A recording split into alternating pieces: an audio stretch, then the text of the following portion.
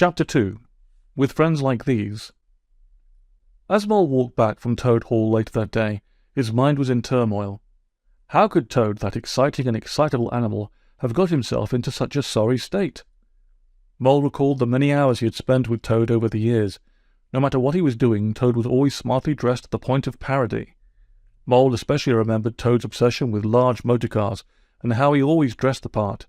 Large check overcoat and cape, an overall linen dust coat, a matching cap worn back to front and goggles, and all of this complemented with a huge pair of yellow leather gauntlets. At the time, Badger had pooh-poohed Toad's appearance, saying that he looked a guy, and that no respectable animal would be seen dead with him. But Badger was wrong. Mole thought he looked extremely dashing, and compared his own rather sombre black smoking jacket, which he habitually wore, to Toad's gay apparel. Mole realized that Toad's ill-kempt appearance represented a serious internal change in his spirits. His previous smart and sometimes dramatic wardrobe represented and demonstrated the élan and joie de vivre of that singular animal.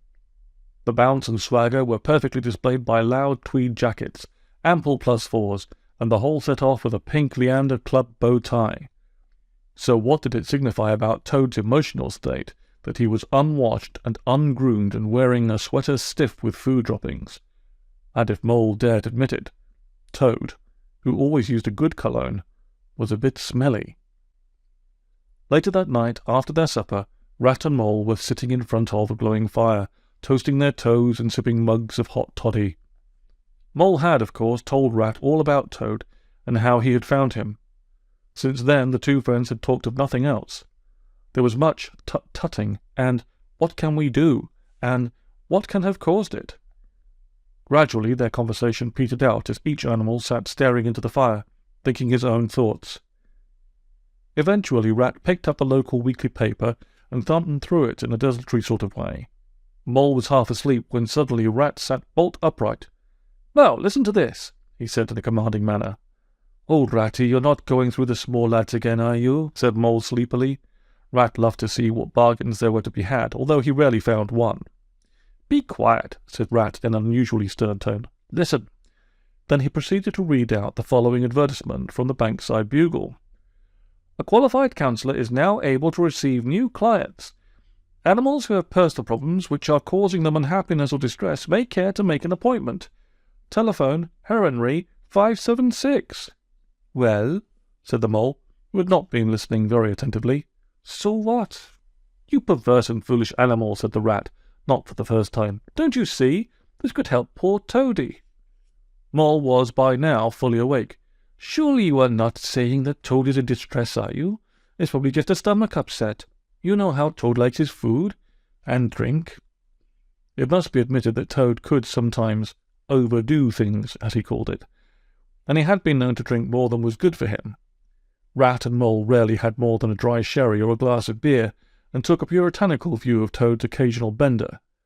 "No," said Rat, "although I don't claim to understand these things, being myself a simple and uncomplicated creature." Here Mole coughed and spluttered into his mug and said it had gone down the wrong way. "But," the Rat continued, "I am very worried about Toad. I propose that you and I visit him tomorrow, and I am worried that he might do something silly." Although the Rat did not explain exactly what he meant by these words, both animals exchanged anxious looks. "What's more, I think we should show Toad this advertisement about counselling and make him go." "Do you think he would?" asked Mole. "After all, he can be a very self-willed and stubborn animal with a mind of his own." "You're quite right," agreed the Rat. "But if he is in the state of mind you say he is, he'll be putty in our hands." With that, both animals retired to their beds, full of apprehension about the morrow, and wondering how Toad would respond to their plan of help. For help him they would, whether he liked it or not. And so it was on that next morning, after breakfast, Mole found himself once again hurrying along the path to Toad Hall, this time accompanied by the Rat. As they walked, they discussed yet again Toad's unhappy situation, and what might have caused it, and how they would help him. Rat carried the newspaper which contained the announcement about counselling, although Mole had already memorized the telephone number.